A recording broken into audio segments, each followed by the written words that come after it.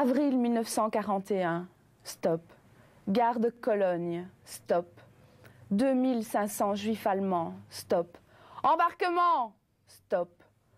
Destination Birkenau, stop. 120 par wagon, stop. Chiens et SS hurlants, stop. Femmes et enfants affolés, stop. Pleurant, stop. La peur sur leur visage, stop. La faim, la honte, la cohue, la folie, l'affolement, stop. Des gens observent, stop. Regard livide, stop. Et laisse faire, stop.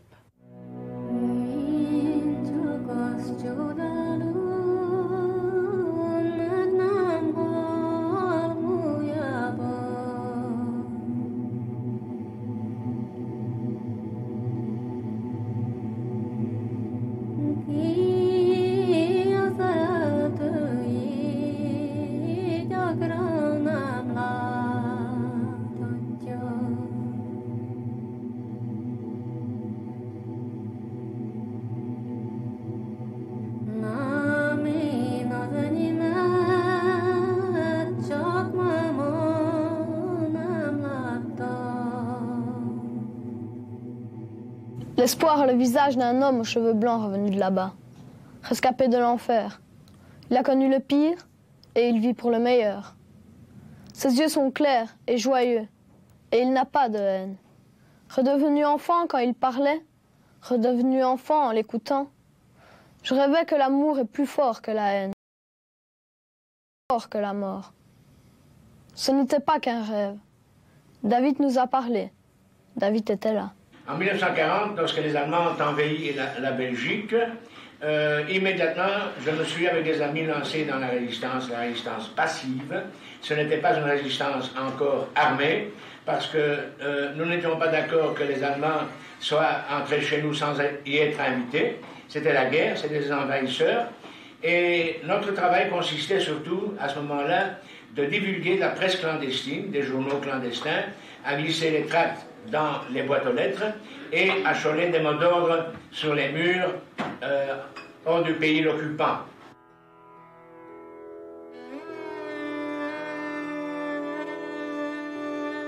Quand je suis arrivé avec le wagon, d'habitude, on arrivait aux petites heures du matin, il faisait obscur, et quand les portes se sont ouvertes à grand fracas avec les aboiements de chiens, les hurlements, la sélection, et qu'on a vu plus loin une grande cheminée d'où s'échappaient des flammes, on s'est dit, bah, il y a une fabrique, on va travailler à la fabrique. Alors il y a un prisonnier qui était là, qui est passé, qui a entendu ça, il a dit non, vous n'allez pas travailler à la fabrique, vous rentrez par ici et vous sortez par là.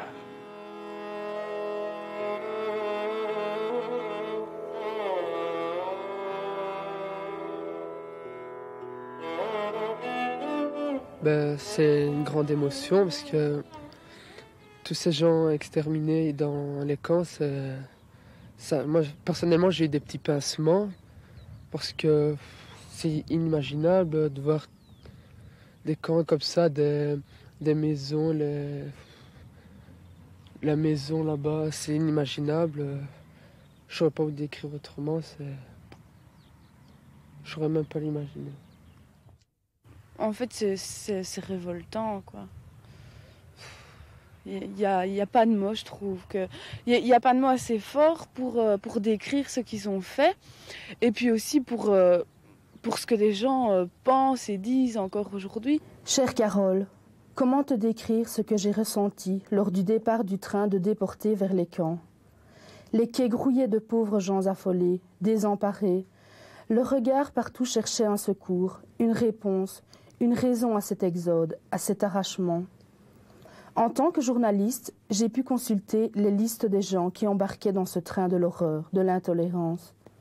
J'ai constaté que les gens étaient regroupés dans les wagons selon certaines caractéristiques qui sans doute les avaient menés vers ce voyage en enfer. C'était un spectacle hallucinant.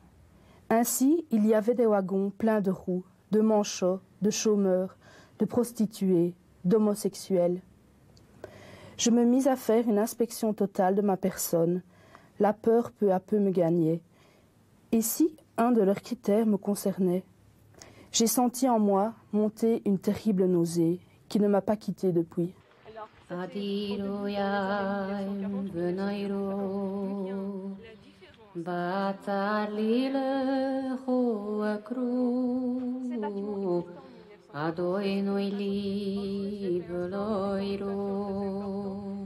avez en face de vous un gars qui a faim comme vous.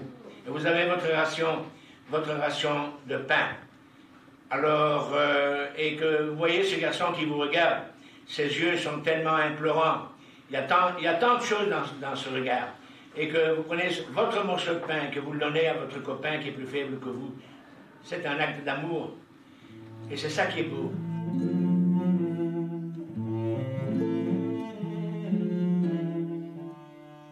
La chose primordiale dans des conditions pareilles, c'est la motivation primordiale, c'est la collectivité, la solidarité, la fraternité et l'amitié. Aimez-vous les uns les autres. De l'amour naquit la haine. La haine tua l'amour. En foulant de mes pieds le sol d'Auschwitz, je ne pouvais m'empêcher de sentir amour et haine se confondre dans ma tête. Cris, sanglots, rires et fêtes, survivre d'amour ou mourir de haine. Aimez-vous les uns les autres. De la haine naquit l'amour. L'amour tua la haine. J'essaye d'être la plus tolérante possible.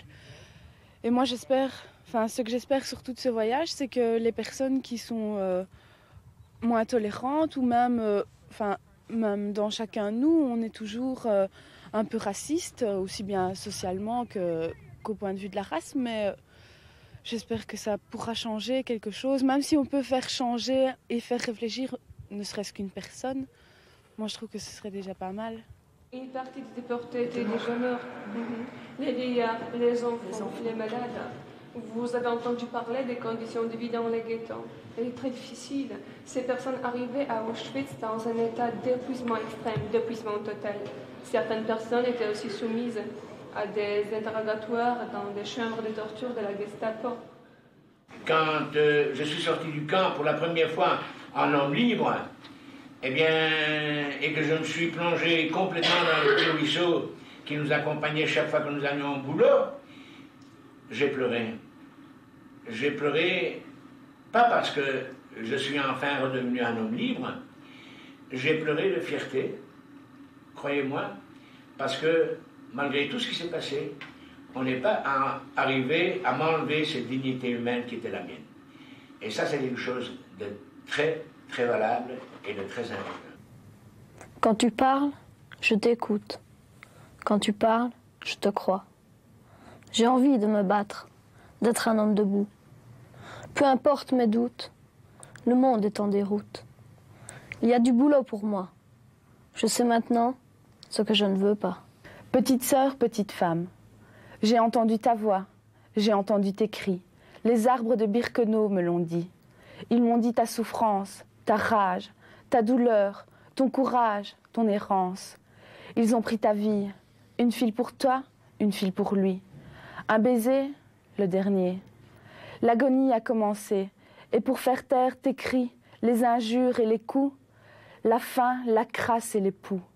Petite sœur, petite femme, tes yeux ont transpercé mon âme. Ils disaient, j'étais là. Il y a des hommes capables de faire cela. Dis-le au monde entier, plus jamais ça.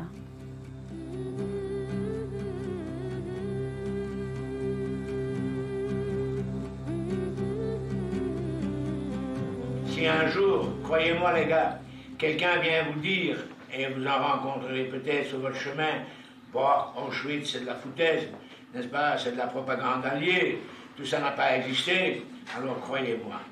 Ce que je dis toujours aux jeunes qui retournent d'ici, dans leur pays, vous ne reviendrez plus les mêmes. Il y a quelque chose en vous qui aura changé.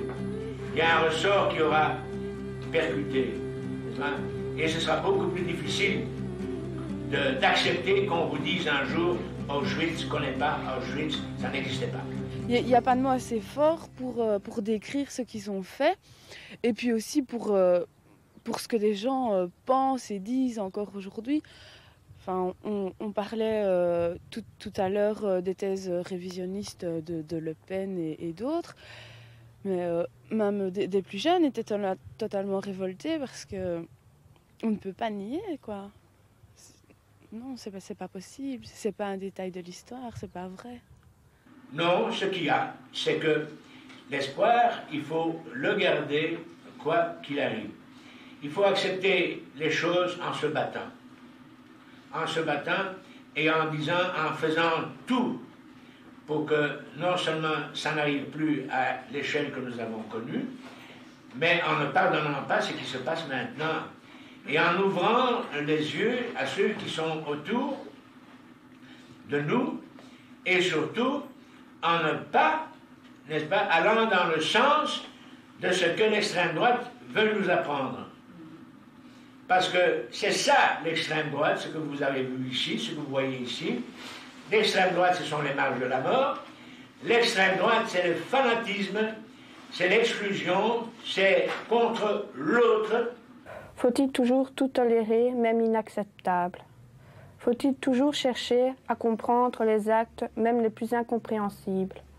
Sommes-nous en droit de juger? Qui aurais-je été de l'autre côté? Et moi, aurais-je osé me révolter? Aurais-je eu ce courage? Et moi, n'aurais-je pas non plus fermé les yeux pour protéger ma propre vie? Il faut partir du principe que le combat contre le racisme commence dès la sortie du ventre de sa mère. Un gosse qui naît, une femme qui accouche d'un enfant, n'importe où dans le monde, elle a exactement les mêmes souffrances, et cet enfant qui vient au monde a les mêmes droits, mais aussi les mêmes devoirs.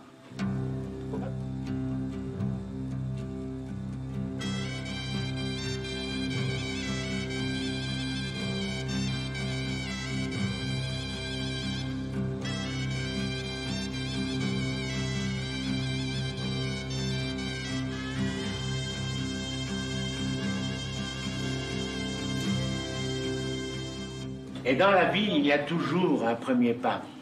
Ce premier pas, mes amis, vous l'avez fait. Vous êtes venus ici, à Auschwitz. Vous avez entendu, que ce soit vrai ou que ce soit pas vrai, parler autour de vous, par l'un ou par l'autre, que Auschwitz, ça existait. Et vous avez voulu vous rendre compte, vous-même, de visu, n'est-ce pas, que ça existait. Nous, c'est nos grands-parents, nos arrière-grands-parents qui ont vécu ça.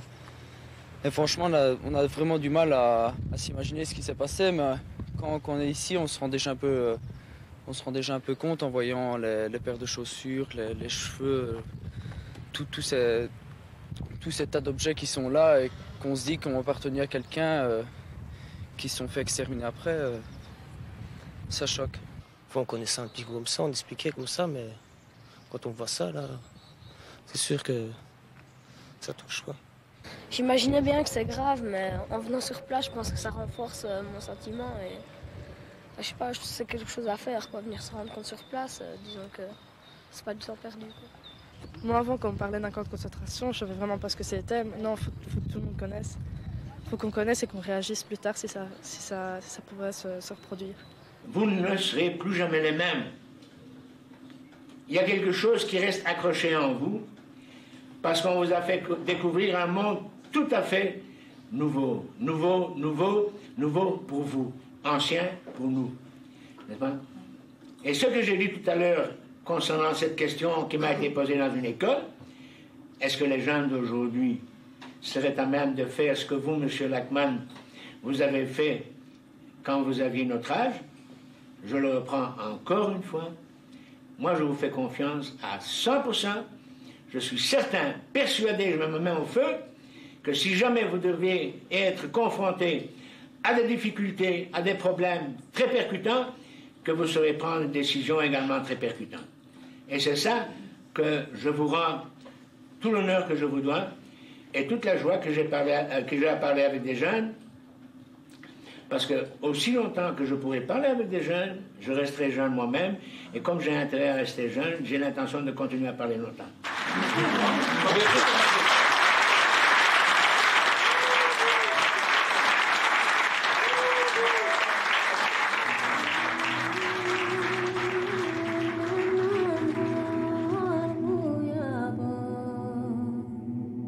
Harmonie avec soi-même, avec les autres. Pas toujours facile de concilier les deux.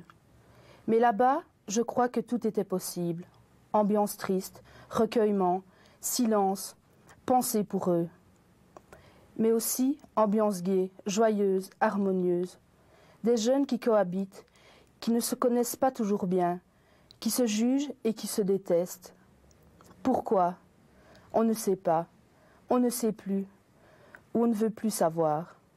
Mais moi, je sais aujourd'hui que j'ai appris. J'ai appris beaucoup sur eux, sur moi. Je sais et je veux savoir. Je n'ai plus de haine, je l'aime. L'harmonie, aujourd'hui, avec moi-même, je peux dire oui.